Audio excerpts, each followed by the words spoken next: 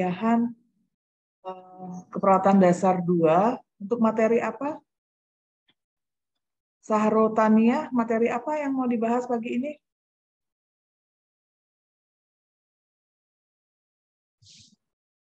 Ya, Ibu.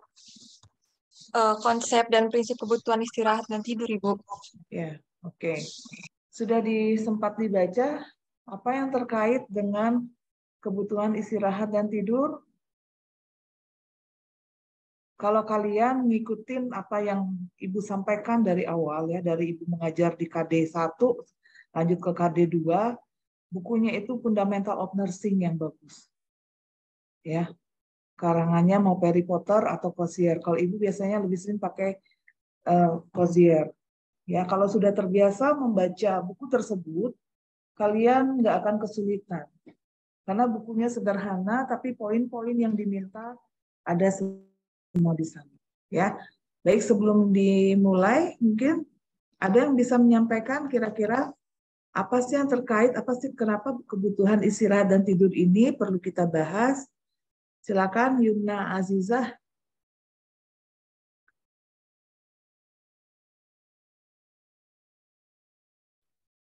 Ya, Ibu izin menjawab. Ya, silakan. Ya, jadi kenapa kebutuhan istirahat dan tidur itu kita perlu bahas karena ini salah satu kebutuhan dasar manusia di mana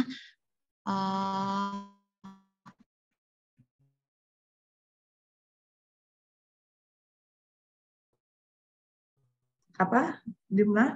Kondisi ini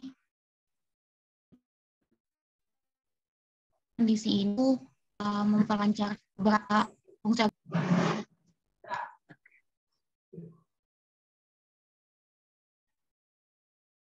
Della Resagita, apa yang kamu ketahui tentang kebutuhan istirahat dan tidur?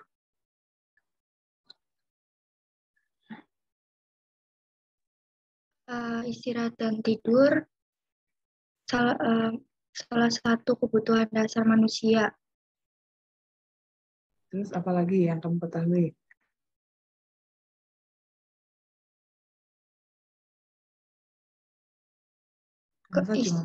Istirahat dan tidur itu berfungsi secara optimal. Istirahat dan tidur memiliki makna di setiap individu, Ibu. Ya, maksudnya apa itu ya?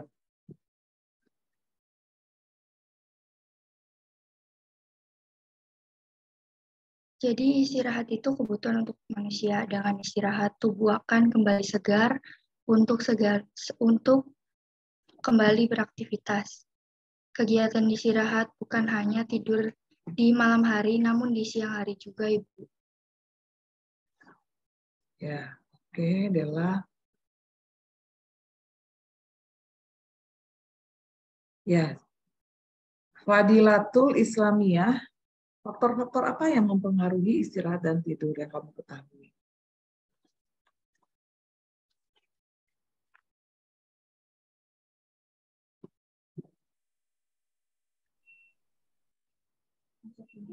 Ayo, via Fadilatul ya. Ya. Penyakit, Ibu, faktor.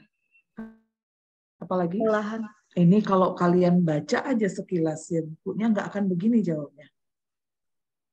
Ya, padahal ini Ibu kesempatan yang kedua loh masuknya. Ini pasti nggak ada yang mau baca sedikit saja. Kalau punya bukunya itu dibuka aja. Ya. Izin menjawab, Ibu. Ya, apalagi? Faktor-faktor yang mempengaruhi kebutuhan istirahat tidur itu status kesehatan, lingkungan, kemudian ada stres psikologis, makanan. Udah, Ibu. Ya, oke.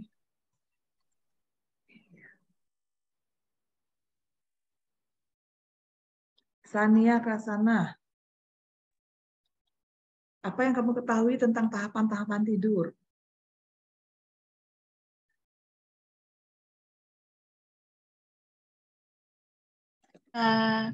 Menjawab, tahapan tidur terbagi menjadi 2. ada tidur NRM, disebut juga tidur gelombang pendek, lalu ada tidur REM. Biasanya ini terjadi setiap 90 menit dan berlangsung selama 5-30 menit. Apa singkatannya tadi tuh? Nyebutin NRM sama REM. Apa singkatannya? Jadi itu yang pertama tidur NRM itu. Ya, singkatan NRM itu apa? NRM itu non-rapid eye movement, lalu dan REM itu panjangnya rapid eye movement. Ya. Jadi gerakan bola mata yang dilihat ya kalau untuk tidur. Kamu baca di mana? Saya lihat di buku itu, Bu. Sebentar. Buku berbahasa Indonesia. Nggak masalah bahasa Indonesia atau bahasa apa. Ya. Ya, jadi untuk semuanya ya, perpustakaan kita banyak berlangganan jurnal. E-booknya juga banyak. Ya. Kalau nggak dipakai kan sayang berlangganan. Ya. Dari apa namanya? Kalau nggak udah banyak langganannya, berlangganan itu tentunya kan bayar. Tapi kalau kita tidak manfaatkan itu sangat sayang. Ya. Jadi Ibu sudah sampaikan jangan biasakan mengambil Google, ngambil karya orang, tinggal kopas. Ya, kalau buku tuh nggak suka bikin makalah terlalu banyak, tapi kamu ditanya nggak tahu isinya. Lebih baik hasil pemikiran sendiri, tapi begitu ditanya pasti kalau dari penuangan hasil sendiri pasti bisa ini karena ngebuatnya sendiri. Tidak masalah bukunya bahasa Indonesia, bahasa Inggris atau misalnya pakai dari jurnal bahan jurnal ya. Akan lebih kaya kalian ini ya S1. Ujung tombak akhirnya adalah harus lulusan profesi dari sarjana ke profesi. Jadi critical thinking kuliahnya lebih lama dari D3. Jadi critical thinking-nya harus mulai diasah dari sekarang. Ya. Kalau mau ya seperti sama biasa-biasa aja, nanti akan tergilas. Ya, secara pendidikan boleh lebih tinggi. Tapi nanti begitu di lapangan, ya, kalau dikalahkan ya dengan yang pendidikannya lebih rendah, ya itu bukan salahnya. Ini kan tergantung individu. Ya, belajarlah untuk berpikir kreatif, berpikir kritis, critical thinking. Tapi bukan hanya asal mengucapkan, semua berdasarkan sumber, ya.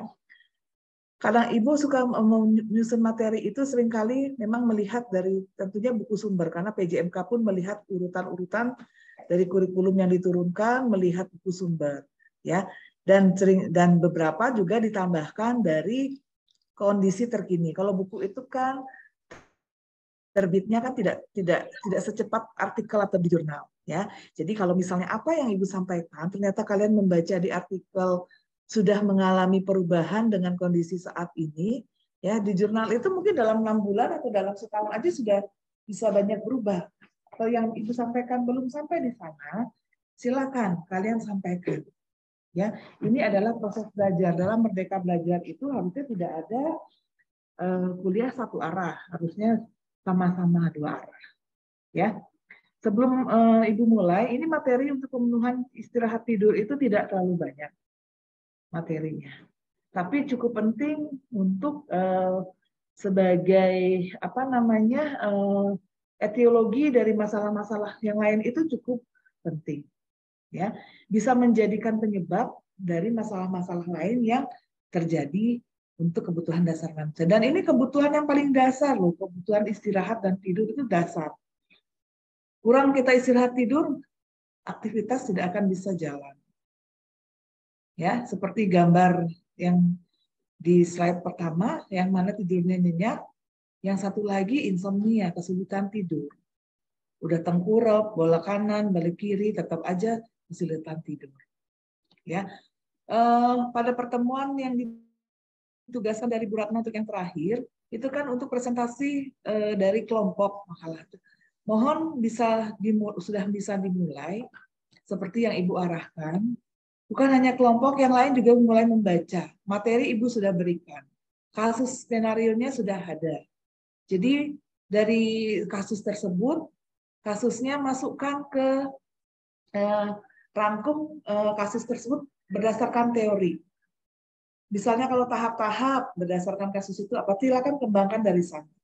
Kalau mau ditambahkan dengan pemenuhan istirahat tidur ini dari kasus yang ada, silakan. Ya, disambungkan dengan kebutuhan istirahat tidur itu silakan. Ya, kalau boleh, kalau memang minggu depan Mas ada waktu kosong, Ibu bisa minggu depan kalian itu ya UTS ya jadwalnya ya. Oke, mungkin Ibu akan cuti minggu depan hari Jumat sampai tanggal 13 karena terjadwal tanggal 13, jadi nanti diundur aja. Silakan dosen yang lain saja yang maju duluan. Tapi Ibu minta proses penyusunan makalahnya sudah mulai dari sekarang. Ya. Ini kelasnya kan 3 kelas udah masuk di sini semua ya. Untuk pelaksanaan UTS ya direncanakan secara luring di CBT Center di lantai 2 direktorat. Ya. Dari awal Ibu sebenarnya sudah kontrak sebenarnya untuk penggunaan CBT ya, dari 2 hari yang lalu pun sudah, tapi karena takut ada CBT tersebut digunakan jadi belum bisa diumumkan ya. Jadi minggu depan kalian UTS ya, tidak ada yang ada alasan ada di luar kota. Ya. Nanti silakan sebelum UTS si PEN menghubungi ke PJMK-nya. UTS-nya jam berapa? Ya. Supaya kalian juga udah pernah masuk ke CBT Center belum di lantai 2? Belum ya? Sudah, Ibu. Sudah. Untuk mata kuliah apa? Bahasa Inggris, Ibu. Bahasa Inggris. Ya, bahasa Inggris juga biasa menggunakan itu untuk praktikum. Ya, untuk praktikum supaya untuk ujian juga Ibu tadinya paling tidak antara UTS dan UAS ada salah satu, kalau bisa dua-duanya dilaksanakan di CBT Center. Karena nanti kalau kalian udah ujung akhirnya untuk ujian kompetensi kan pelaksanaannya di CBT. Ya. Jadi kalau udah di CBT pengawasnya sudah langsung ada di sana. Ya. Baik, kita lanjut saja. Ini kan waktunya cuma sampai jam 8 karena ada perkuliahan berikutnya ya. Untuk pemenuhan istirahat dan tidur. Ya, tadi sudah Ibu tanyakan beberapa temannya ya. Ya, dalam siklus tidur ini tentunya berhubungan dengan aktivitas neuron. Ya, gelombang di otak ini yang mempengaruhi. Ya, setiap tingkat dicirikan oleh aktivitas jenis gelombang otak yang berbeda. Ya, makanya ada misalnya kalau mau dicek gelombang tersebut biasanya pasiennya diistirahatkan. Ya, pasangnya di pasien elektroda namanya ditempelkan di kulit kepala. Ya. Tingkat tidur tadi sudah disampaikan, ada yang namanya NREM, ada namanya REM. NREM itu non-rapid eye movement, gerakan matanya lambat. Kalau REM, rapid eye movement. Ya. Begitu tidur itu gerakan matanya cepat. Ya, sebenarnya kalau orang tidur itu kalau ada tahapan-tahapannya nanti kita lihat. Ya. Kapan dia masuk NREM, yang kapan masuk REM. Ya. Ya. Dia akan berulang pada saat kita tidur. Ya. Ada tahap 1, tahap 2, tahap 3 dan tahap 4 diikuti dengan tidur REM. Ya. Kalau dia lengkap ya, kita katanya sebelum sampai mau benar-benar tidur itu katanya 1,5 jam. Tapi kalau kita hitung, kita tidur aja bisa 1,5 jam ya. Sebenarnya saat 1,5 jam itu, inilah tahapan-tahapan yang sudah dilalui. Ya, ini kalau dilihat mungkin gelombangnya, direkam di gelombang otaknya, di posisi mana dia hanya masih sadar, posisi mana tertidur, di mana posisinya tidurnya dengan teriakan dengan apapun yang ada di luar sana tuh nggak kedengeran apa-apa, nggak terusik sama sekali, ya. Atau mungkin pertanyaan misalnya saya lagi di kelas, lagi kuliah, lagi ngantuk banget, sempat kayak tertidur 1 menit atau sekian detik, begitu mata melek karena dikejutkan oleh teman sebelah, matanya langsung melek. Nah itu sebenarnya itu ada juga di tahapan tidur, ya adanya yang mana, ya. Pasti semua pernah merasakan. Untuk tahap 1. Tahap 1 ini tahap tidur ringan sekaligus tahapan transisi, ya. Mulai dari kondisinya sadar bangun dengan tertidur. Ya. Kalau kita terbangun tahap ini katanya orang bilang itu apa namanya? Nggak tidur. Padahal kadang-kadang ngomong nggak tidur dengan 10 menit itu terasa sudah segar kembali. Ya, ini ada di tahap 1. Di tahap 2, ya pergerakan bola matanya mulai berhenti. Ya, kalau orang tidur itu suhunya turun, detak jantungnya mulai melambat karena aktivitasnya juga sudah mulai berkurang. Tubuhnya siap-siap untuk tidur yang lebih dalam. Di sekitar 20 menit katanya secara teori yang Ibu dapatkan. Tahap 3 dan 4, tahapan tidur di mana tahap 4 ini lebih intens ya dibandingkan tahap 3. Ini udah lebih dalam, nggak ada lagi gerakan bola mata. Ya.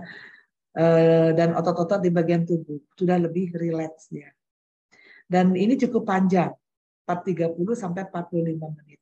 Bisa saja pada saat kita tidur yang hanya menunggu waktu ya, ada di tahap 1 sudah bangun lagi. Ada baru sampai tahap 2 udah bangun, atau mungkin sudah terlewati tahap 3 dan 4. Ya. Itu tahap 1 2 3 4 ya. Kita lihat yang siklus. Ya. Siklus tidur.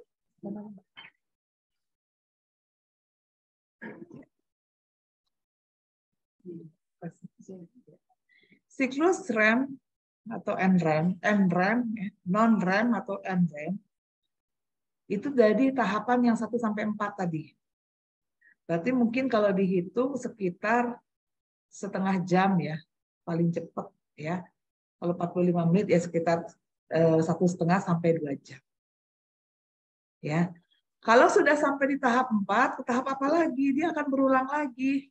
Turun dia ke tahap 3, 2, ya. Baru biasanya akan masuk ke tidur yang tahapnya yang REM. Ya, 1, 2, 3, 4 NREM, turun ke 3, 2 REM. Ya. Kalau kita tidurnya malam, ya kalau orang normal kan katanya 8 jam. Tapi kalau sebagai orang dewasa yang aktif, jarang ya bisa tidur 8 jam. Ya, rata-rata di sini berapa jam tidurnya? Karisa, tidur malamnya jam berapa? Izin menjawab Ibu, mungkin Ya. 7 sampai 8 jam Ibu. Wah, banyak juga tidur kamu ya? Iya Ibu. Malamnya?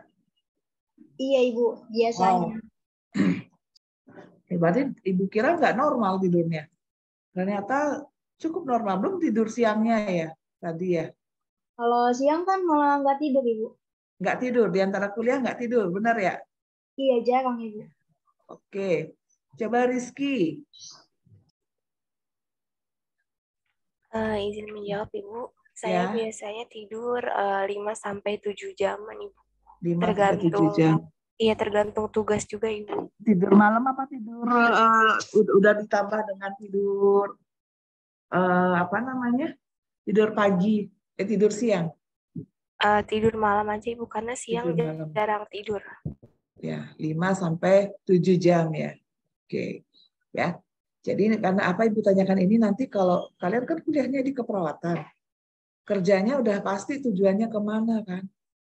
Kalau profesi kesehatan itu tidurnya nanti kalau sudah pakai shift ya harus bisa ya sesuai dengan shift. Kalau shift pagi dan siang mungkin masih tidurnya secara normal, tapi kalau shift malam ya, shift malam itu kalau kondisi pasiennya itu normal, tidak ada masalah, biasanya yang jaga juga bergantian untuk istirahat. Ya, itu sebenarnya hal yang wajar. Kalau mengatakan jaga malam nggak boleh tidur, sebenarnya nggak manusiawi ya. Oke lah, memang kalau jaga itu nggak boleh tidur. Tapi kan kalau bergantian dengan teman, dengan kondisi yang pasien yang akan dimonitor juga kondisinya stabil, ya paling tidak keliling ke pasien itu dipakai waktu. Kalau misalnya pasiennya pasang infus dan lain-lain, pasiennya ada terapi yang lain disesuaikan.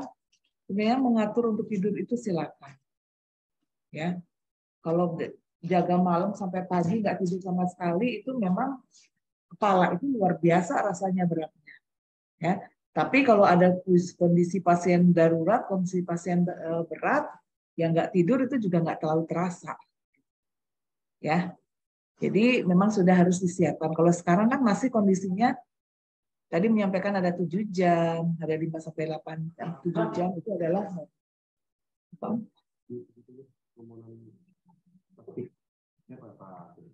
Ya, sebentar ya.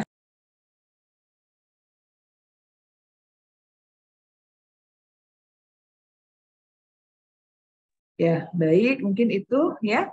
Jadi nanti kalau udah masuk dinas praktek, dinasnya kalau pagi siang malam bikin laporan. Kalau dinasnya malam, pastinya harus digunakan waktunya yang pagi atau sore itu buat istirahat. Jangan sampai enggak untuk persiapan jaga malam. Ya. Berikutnya ini tahapan siklus tidur juga. Ini yang tahap REM. Tadi udah sampai ke 1, 2, 3, 4, 3, 2, 1 masuk ke REM. Nah, di sini tanda-tandanya kalau REM ini tekanan darah, denyut frekuensi nadi, frekuensi napas itu lebih luas dia. Ya, udah lebih tenang, lebih stabil. Ya. Maksudnya ada di kondisi dasar. Makanya mungkin kalau kalian pernah mendengar, kalau mengukur hemodinamik ini, ya tensi nadi pada bukan pasien yang dipasang monitor ya, pada pasien yang normal atau kalian sendiri atau punya orang tua atau kakek nenek di rumah yang punya hipertensi, katanya lebih baik diukurnya pagi begitu bangun, begitu mata terbuka, tapi belum bangun, belum beranjak dari tempat tidur, langsung diukur. Itu adalah kondisi tubuh basal. Ya, silakan dicoba. Misalnya jam 10 pagi diukur tinggi, jam 9 pagi ditunggu tiba-tiba rendah. Coba diukur cari yang sama nggak, misalnya 3 hari aja misalnya. Ya, jadi begitu dia bangun pagi, ya belum bangun, artinya bangun itu melek mata ya, belum turun dari tempat tidur, langsung ukur tensinya. Ya, coba dihitung kalau memang punya yang orang yang dengan riwayat hipertensi, biasanya bisa ditentukan dari sana. Ya. Selanjutnya REM adalah periode tidur yang ditandai dengan pergerakan mata. Ya. Hilang kekuatan otot, dan di sini biasa tahapan yang mimpi itu rasanya tampak nyata. Padahal tidur, udah dalam tadi tidurnya, tapi gerakan ini nggak kita sadari. Ya. Pada saat ini mimpi-mimpi ya, kondisi mimpi itu adanya di sini. Ya. Harusnya nanti pada saat mimpi kalau misalnya bagus, tidurnya sesuai dengan tahapan, nanti turunnya lagi sesuai tahapan tadi, kembalinya lagi. Tapi kalau terkaget-kaget karena mimpinya, bisa saja bangun secara tiba-tiba.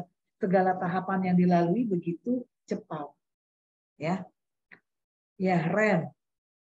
Ya, dia katanya 20-25% dari total waktu tidur. Tidur REM mengikuti tidur NREM yang terjadi 4-5 kali ya setiap periode tidur. Yang normalnya di sini malah dituliskan 8-9 jam. Ya. Kalau orang sangat ngantuk, ya, udah ngantuk banget, biasanya durasi setiap serangan tidurnya ini nggak terlalu lama, singkat banget. Apa mungkin fase ini nggak ada, ya? Karena yang katanya REM ini tuh hubungannya dengan kondisi saat kita mimpi, ya. Ini hasil, ini gambaran bagaimana kondisi atau gambaran otak kita pada saat kita tidur, ya. Kalau kita lihat yang REM, ya, otak itu makanya katanya cukuplah tidur supaya otak itu butuh istirahat dan bisa berfungsi nanti lebih baik. Ternyata dari gambaran ini kan bisa dilihat perbedaannya. Kalau siklusnya yang pada saat REM itu bagaimana? Kalau REM-nya bisa lebih lama sesuai dengan waktunya. Ya. Setelah kita tahu tahapan-tahapan, ya, pasti kalau misalnya ketemu pasien pagi, kalau kemarinnya dia lalu susah tidur, pasti nanya, kemarin bisa tidur nggak? Kita lakukan pengkajian. Ya. Ada nggak kebiasaan sebelum tidur? Semua orang punya kebiasaan sebelum tidur. Minum susu, atau baca, atau sebagainya. Ataukah ada yang sampai menggunakan obat tidur? Ya, ini juga perlu dikaji lingkungan. Ya, biasa tidurnya tanpa lampu, atau biasanya dengan lampu, atau biasa dengan remang-remang, atau biasa tidurnya harus sepi. Ya, ada yang kebiasaan biar berisik apapun bisingnya nggak masalah, ya tidur aja. Ya, oke. Di sini adakah yang punya kebiasaan tidur yang lain dari biasanya? Boleh disampaikan sebelum, kalau nggak usah ibu panggil lah. Ini kan yang lain dari biasanya. Atau misalnya sebelum tidur saya harus jogging dulu. Atau misalnya yang itu kan jarang ya seperti itu ya. Oke. Siapa?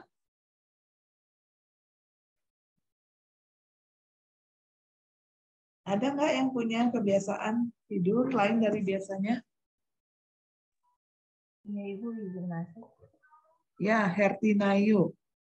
Kalau saya izin ya Bu, sebelum tidur itu biasanya saya kayak bikin skenario cerita di otak gitu Bu. Gimana? Bikin apa? Bikin kayak, misal jatuhnya kayak ngayal atau kayak cerita, misal kayak di otak tuh kayak bikin cerita yang kayak gimana seperti itu Bu. Tapi di tempat tidur? Ya, jadi kayak cuma dibayangin, misal si A sama si B nanti gini-gini. Oh, kayak cerita. Gitu. Ya. Ya, bukan main HP ya? Atau baca atau dengar lagu? Biasanya baca Bu, baca cerita online. Cuman itu jarang soalnya lebih sering ke bikin skenario itu. Terus saya juga sebelum tidur itu ngurangin buat dengerin lagu, soalnya sebelumnya itu saya dibilangin kalau dengerin lagu sebelum tidur itu kayak ganggu buat kerja otak Bu. Kayak gitu Bu. Mengganggu kerja otak. Ya, itulah kebiasaan-kebiasaan. Misalnya kalau dengar lagunya HP-nya ada di sebelah, itu kan radiasi. Ya, atau misalnya dengar pakainya radionya jauh dari kita, itu mungkin lebih aman. Ya, ada yang lain dari Hertinayu? Yuk. Yang laki-lakinya nggak ada nih ya, masih tidur semua ya. Materinya nggak banyak kok ini. Ayo, siapa yang bisa menyampaikan? Bukan pertanyaan yang sulit. Di sini, Bu. Ya, silakan. Siapa namanya? Iya, saya Stefani Carolina, Ibu. Ya, untuk kebiasaan tidur saya sebelum tidur itu biasanya saya nyetel YouTube atau pokoknya harus rame gitu, Bu. Jadi hampir setiap hari tuh HP-nya tuh saya taruh meja belajar, kan cukup jauh jarak dari tempat tidur. Jadi HP atau laptop itu saya setel apapun itu biar rame gitu, Bu.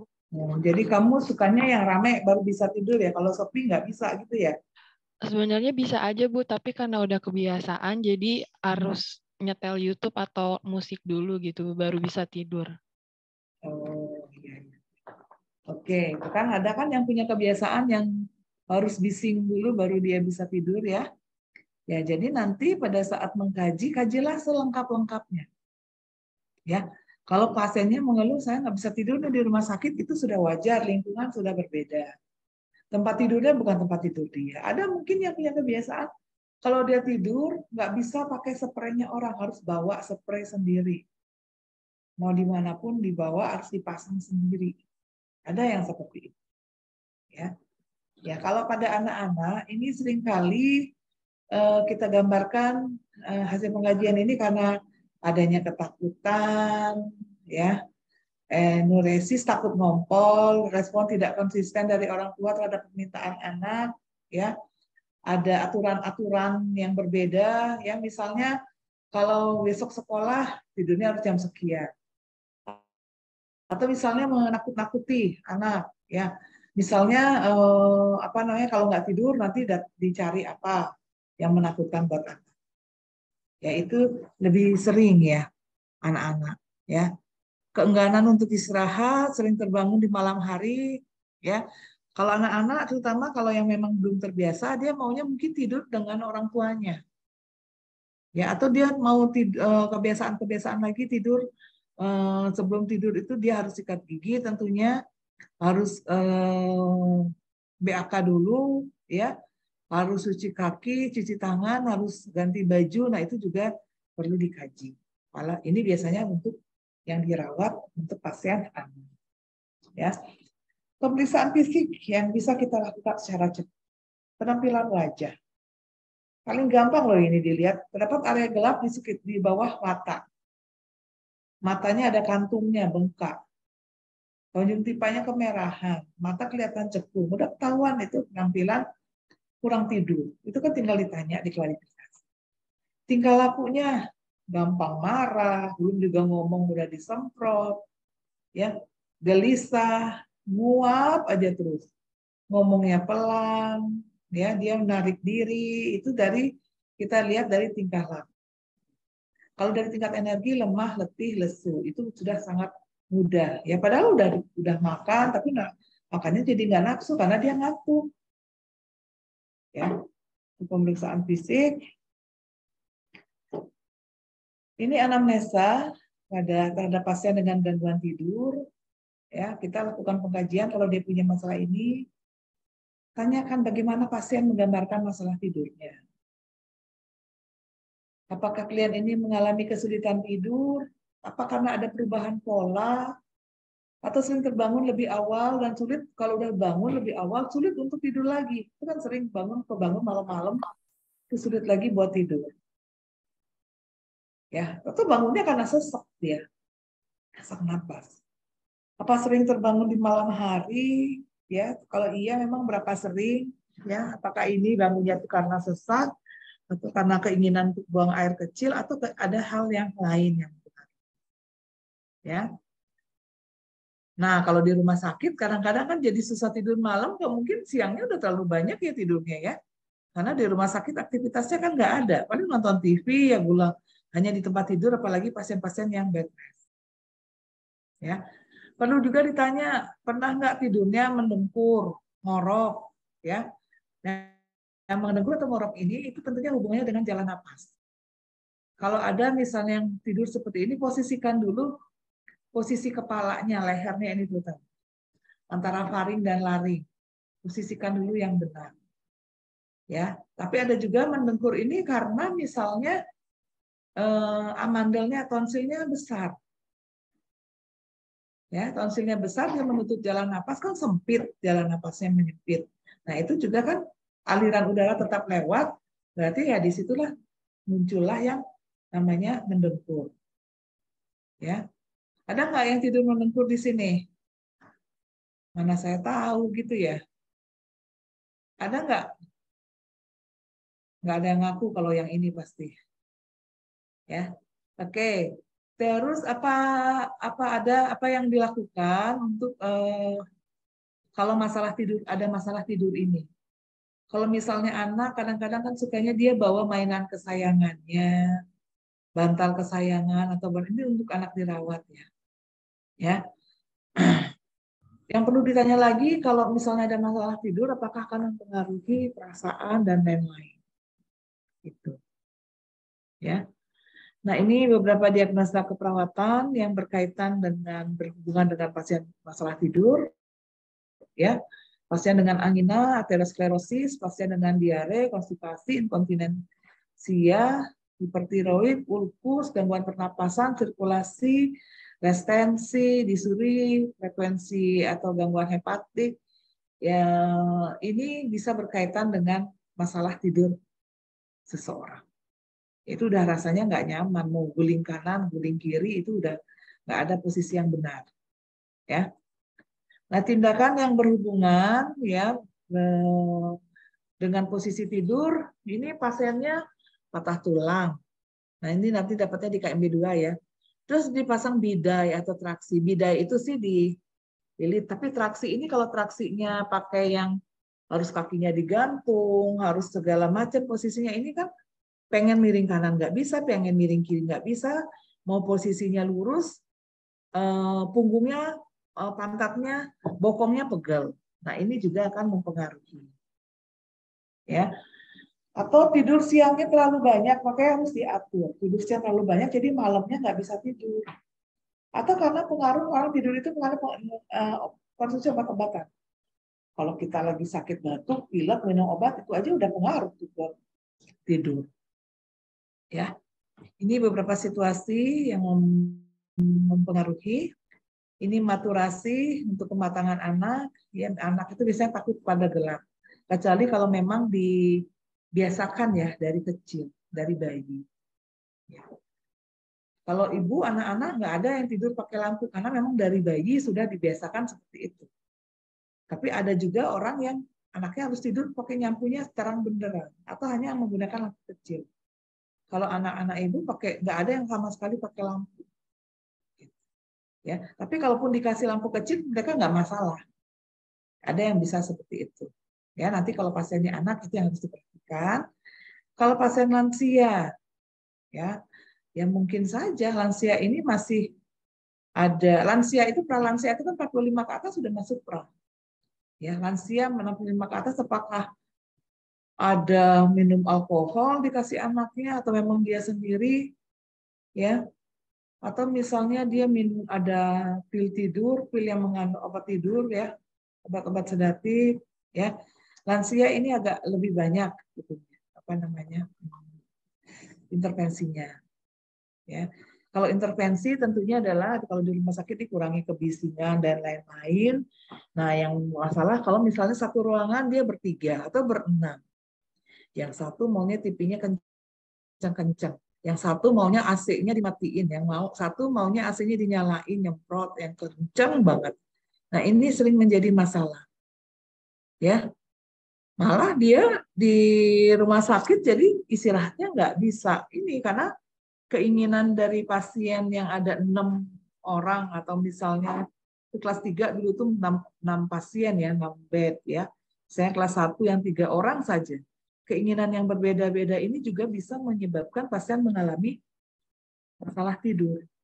Ya, jadi harus didiskusikan bersama. Di sini peran kita, ya jangan malam-malam kalau bisa diskusinya, misalnya siang atau pagi nanti pada saat tidur mau gimana. Ya, kalau di rumah punya kebiasaan harus nyala TV sepanjang malam, TV itu nggak mati. Bukan orangnya yang nonton TV, tapi TV yang nonton orangnya. Tapi kalau di rumah sakit kan TV itu digunakan sama-sama, itu yang harus didiskusikan. Kita sebagai advokat, sebagai pasien, itu juga fungsi advokat kondisi seperti ini. Ya, dicari jalan tengahnya. Ya, jangan menggunakan emosi. Kalau emosi saya mau ini, saya mau itu, ya kalau maunya umum mau sendiri ya cari kamar yang sendiri. VIP misalnya. Ya, tidak menggunakan misalnya memang tanggungan asuransi atau BPJS-nya. Ya. Kalau untuk anak ya bisa digunakan waktu untuk bercerita, ya berdiskusi atau melakukan aktivitas-aktivitas sebelum tidur. Ya, Ibu sampaikan ini yang pada lansia, anak, maternal ini ibu hamil. Yang sering ibu hamil ini sering masalah adalah posisi mau miring kanan, miring kiri, tengkurap nggak bisa, ketekan. Ya, sudah mungkin itu saja. Ini kan nggak ada itunya ya, nggak ada penugasan ya untuk istirahat tidur ya. Tapi nanti untuk yang yang untuk tugas di yang makalah inkontinensia itu bisa dikaitkan dengan ini, ya bisa diambil sedikit permasalahan dengan gangguan istirahat tidur. Ya, seperti yang disampaikan itu memang istirahat tidur ini tidak terlalu banyak materinya, tidak terlalu sulit juga, tapi kalian harus juga kaji pada pasien. Karena dari penampilan fisik pun sudah terlihat. Ya. Baik, mungkin itu yang bisa Ibu sampaikan untuk laboratorium. Mungkin tidak ada yang ini tidak akan kita bahas. Yang dibahas adalah untuk kebutuhan yang lain. Ya, Ibu mungkin tidak hanya pada kelompok yang mendapatkan tugas inkontinensia, mungkin kelompok yang lain sudah mulai dipersiapkan makalahnya dan konsul. Jadi untuk maju dan mundur, maju untuk presentasi itu sudah sudah selalu siap. Gitu. Ya. Oke. Baik, sampai di sini ini masih ada waktu 4 menit lagi menuju jam perkuliahan inti ya sebenarnya ya. Perkuliahan yang harus ini yang apa namanya yang sesuai dengan jamnya. Ya, baik, ada yang mau disampaikan atau perlu diklarifikasi? Izin bertanya, Ibu. Ya. Sebelumnya saya Elsa Kumalasari dari kelas A. Izin bertanya, kalau misalnya mengenai ini Bu, istilah ada ketindihan itu Bu, kalau secara medis bagaimana dan apakah ada hal yang perlu dilakukan untuk mencegah ketindihan itu Bu sebelum tidur? Terima kasih. Ketindihan itu mungkin beradanya di fasenya yang mimpi yang REM tadi ya, Elsa ya. Kalau kita lihat di tahapan tidur, apakah ada yang perlu dilakukan atau dicegah? Itu kan sama kayak mimpi sebenarnya ya. Apa yang harus dilakukan? Biasanya apa yang mempengaruhi kita saat kita tidur itu adalah apa yang kita pikirkan sebelumnya. Apa menjadi beban kita walaupun kita tidak ungkapkan ya. Contoh misalnya Elsa saya ujian ini ke depan. Sebenarnya Elsa itu udah kepikiran nanti saya gimana belajarnya, gimana ngatur jamnya dan sebagainya, tapi nggak terungkap. Nah, pada saat di fase-fase tidur itulah tanpa sadar mungkin ada saudaranya atau siapa yang tidur dengan Elsa. Mungkin kamu lagi ngapalin materi, bisa aja sambil ngapalin materi itu terucap pada saat itu. Ya, itu tadi yang disampaikan Elsa itu kemungkinan adanya di fase yang REM. Ya, oke, ada lagi? Baik, terima kasih Ibu. Iya Ibu, saya izin bertanya.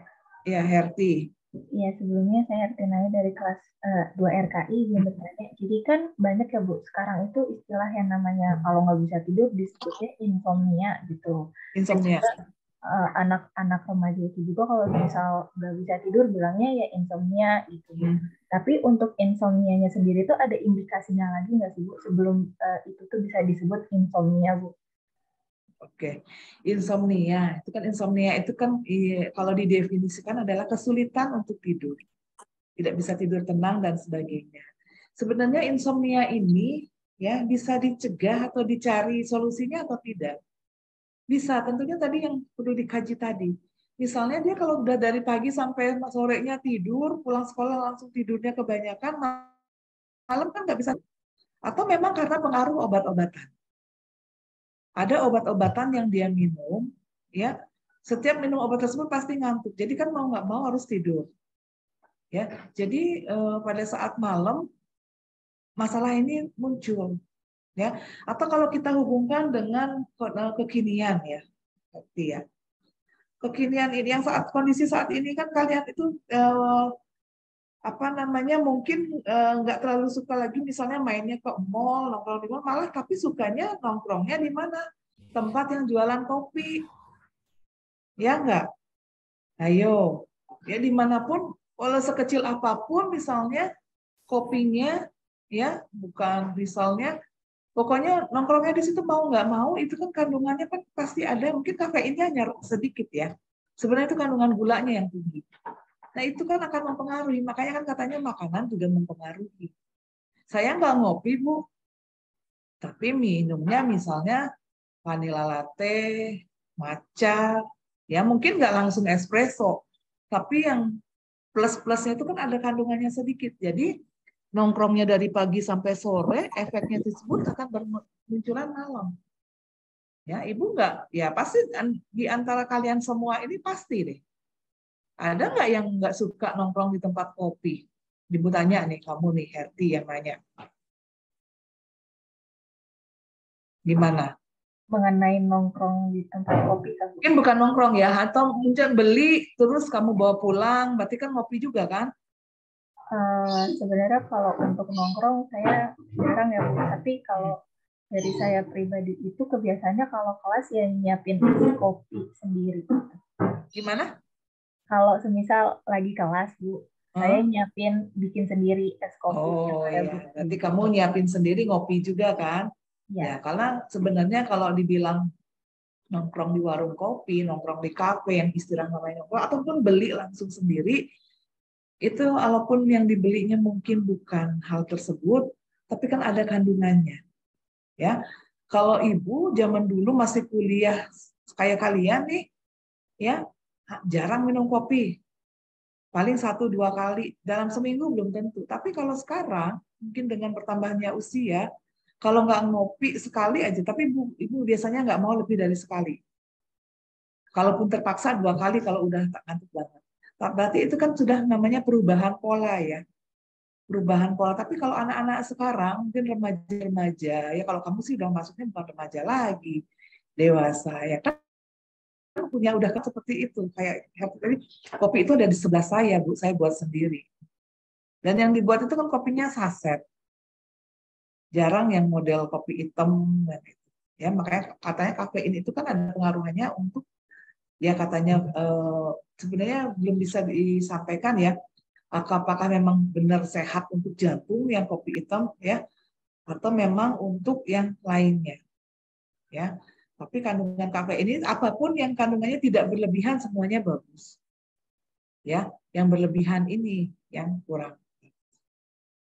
Ya. Mungkin itu ya, ini udah jam 8:02 nanti yang punya jam ya, silakan. Nanti kita punya waktu lagi untuk diskusi, makanya supaya istirahat tidur ini nyangkut ya, masuk. Tolong yang membuat makalah di kelompok 2A, 2B maupun 2RKI diinsertkan masalah ini, dijadiin masalah, dihubungkan tapi dikaitkan. Kan kalau orang masalah inkontinensia kan juga masalah gangguan tidur kan? Nah, itu contohnya supaya kita bisa diskusi kembali. Ya. Dan juga sambil iringnya waktu, kalian lebih baik lagi kalau mencari. Misalnya ada artikel apa sih yang dilakukan saat ini untuk insomnia yang terbaik itu apa? Ya. Gitu ya, mungkin itu saja dari Ibu. Kita masih punya satu pertemuan lagi, kita akan ketemu ya kalau mungkin karena Ibu akan cuti sampai tanggal 13, jadi karena terjadwal itu tanggal 13, jadi mohon diundur saja ya, silakan jam Ibu digunakan oleh yang lain ya. Baik, mungkin itu saja yang bisa disampaikan. Mohon maaf waktunya melewati. Ya, mudah-mudahan yang berikutnya belum masuk. Sampai di sini kita ketemu lagi pada pertemuan berikutnya sebelum nanti kita bertemu di laboratorium. Selamat pagi, selamat melanjutkan kuliah. Ibu izin live ya.